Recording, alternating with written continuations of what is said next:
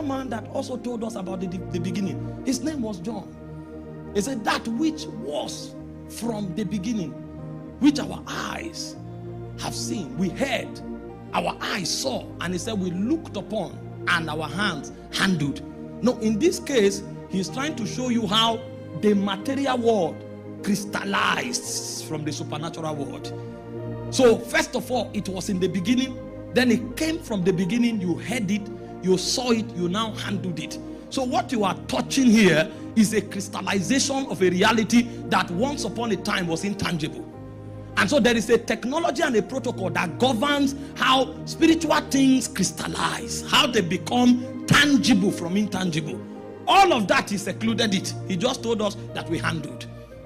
Because there are certain things you don't discuss among people. If you want to see it, you too will be someone. I'm trying to tell you why he said come. Because there are some things that we won't teach. You know, when John heard the voice of the seven thunders, he wanted to write. He said, no, this one is not a message. This one is for those who are summoned. Not everything is taught. So Moses didn't tell you what the heavens look like. John didn't tell you how immateriality was crystallized to materiality. Those ones, it is those who are summoned that are permitted to look upon it. And so in 1 Timothy chapter 6 verse 16, Paul was the one who traveled the deepest. No wonder he said, I'm a wise master builder. No wonder he said, I have taught you the whole counsel of God. Who talks like that? How do you know the whole counsel of God? Because he went where nobody went to. And this was what Paul said. He said concerning God, he said, who only? Because when he entered that civilization, there was no other person. None existed. Who only had immortality. This was the first man that attempted to tell us some of the things that happened in that realm. Because Moses didn't say, John didn't say. When John wanted to write, they forbade him. Paul was the first person that gave us a glimpse that in the ancient civilization of spirits, one of the things that defined them is immortality. That means in that realm, death does not exist. It has no power.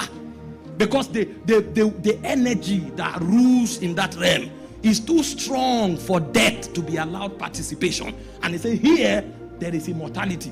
This is not just talking about cessation. This is talking about a state of a lack of corruption. That means Paul also went further to tell us that this realm is the realm of the originals. Nothing is corrupt here.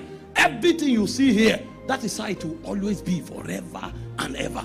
And he made another statement. He said in this civilization, the ambience is light. He said God dwells in light that is unapproachable. Now, what Paul was trying to teach us here is that there is somewhere beyond heaven. Because if you read the Bible, you may just assume God is in heaven. If God is in heaven, then the universe is bigger than the creator.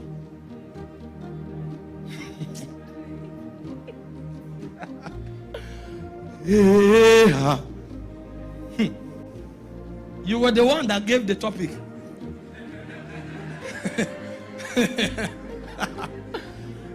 If all of God is in heaven, that means the heaven contains God. But God is bigger than heaven because even heaven is in God. So what Paul was telling us here is a community that is beyond creation. This is a community that was not created. This is a community that you exist in yourself because God is light and God dwells in light. That means the house of God is God himself. Because the way God exists is that God comes out and covers himself. So God lives inside God before the beginning was created. But you see, when God wanted to allow some level of creativity, he wanted to allow himself. You know, when you want to have fun, you go and watch football, you play cricket, you go to Dubai. When a God wants to have fun, what he does is that he displays power. Power. So as he dwelt in himself for aeons, because even here there's no time, because the energy here forbids time. That's why you can't capture time in eternity. The intensity is too much. So where God dwells here, there's no time. And so what God decided to do was that he wanted to have pleasure. You know, when John was carried to heaven, he said all things were created for thy pleasure. So when God began to create and the universe were appearing, he was having fun.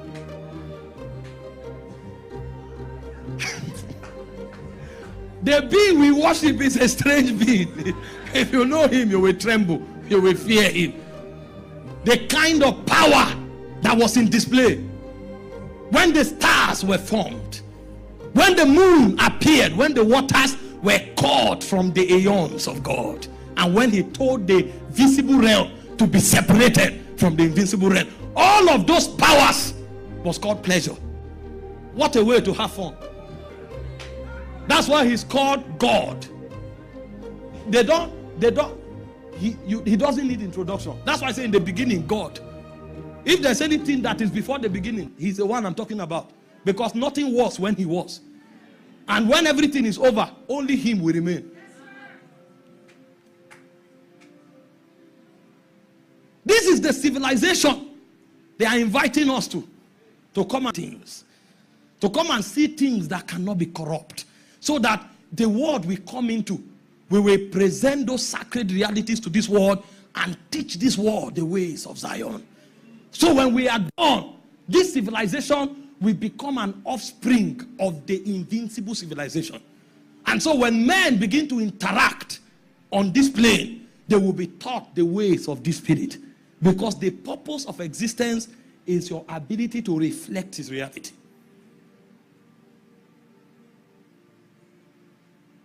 So when God wanted to have fun, he started creating.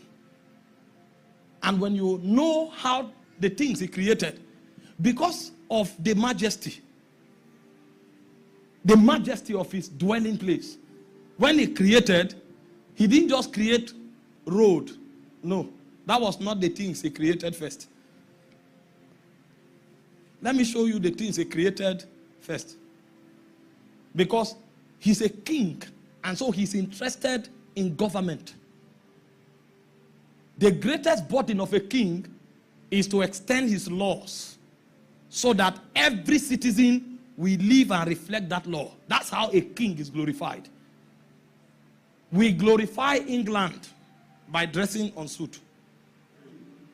That's what I'm saying. The queen, okay, now the king, doesn't need to call you. When you go out, you feel important by wearing suit. So, you glorify them.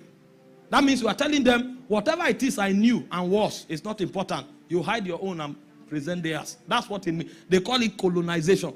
That's the ancient word for glorification. The ability to reflect a monarch until his will becomes the definition of your life.